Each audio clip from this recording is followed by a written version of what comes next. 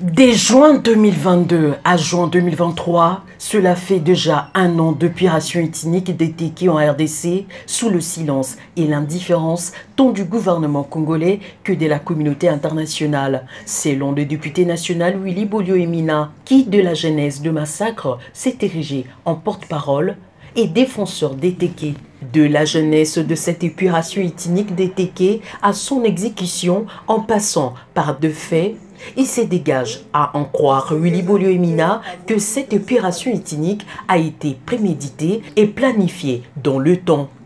Aujourd'hui, les laxismes du gouvernement, doublés d'une sorte de protectionnisme qui ne dit pas son nom, au profit des assaillants, laissent transparaître la complicité des autorités de Kinshasa.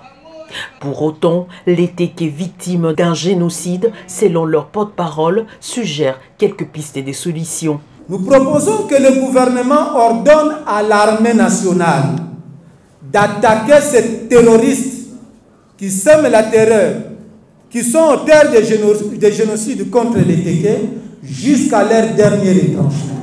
Et après l'avoir fait, l'armée doit faire le ratissage pour s'assurer que dans les forêts des plateaux de Batéké et de Kwamouth jusqu'à Bagata, il n'y a plus d'assaillants. Créer un tribunal spécial et pour les cas d'espèce, un conseil de guerre ordinaire qui doit être basé dans le territoire de Kwamouth, là où les atrocités ont eu lieu de plus, pour faciliter la tâche aux partis civils de venir se constituer et aussi faciliter la tâche aux témoins pour pouvoir éclairer la justice.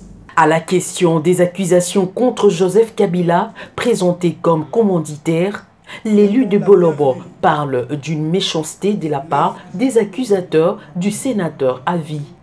Même si vous n'aimez pas la tête d'une personne, vous n'allez pas dire qu'un chauve a des poux sur sa tête, sur sa calvitie.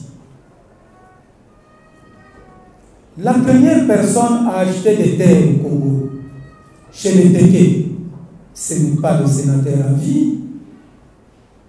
Renseignez-vous, même l'espace que lui a acheté, il y avait des anciens occupants qui avaient acheté chez les chefs des terres.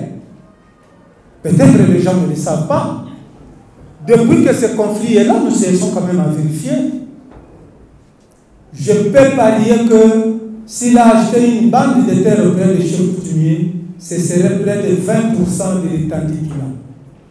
La plus grande partie, il a acheté auprès des anciens acquéreurs.